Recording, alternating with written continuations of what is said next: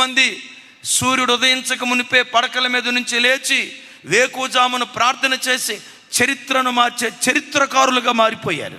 దైవజనుడైన మోషే వేకువజామును లేచి ప్రార్థించేవాడు. 430 సంవత్సరాల ఇశ్రాయేలీయుల చరిత్రలో ఏ ఇశ్రాయేలుడు చేయలేని ఒక సాహసోపేతమైన కార్యం మోషే చేయటానికి కారణం ఏంటో తెలుసా?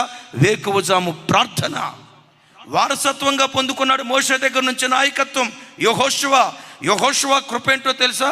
తన గురువు గారు లాగే వేకువనే లేచి ప్రార్థించేవాడు. ఎంత కృప పొందుకున్నాడంటే మోషే చేసిన పరిచర్య కంటే రెట్టింపు మహిమ కలిగిన పరిచర్య చేశాడు. మోషే నాయకత్వం కనాను దాకే తీసుకొచ్చింది. యెహోషువ నాయకత్వం కనానులోనికి తీసుకొని వచ్చింది. ఆ వంశ పరంపరలో పుట్టినవాడే దావీదు. వేకువజాం ప్రార్థన అంటంతో దావీదు ఎలా ప్రార్థన చేసేవాడు తెలుసా? తూతూ మంత్రంగా ప్రార్థన చేసేవాడు కాదు. ప్రతిరోజు అరుణోదయ దినాన్ని లేచి ప్రార్థించేటప్పుడు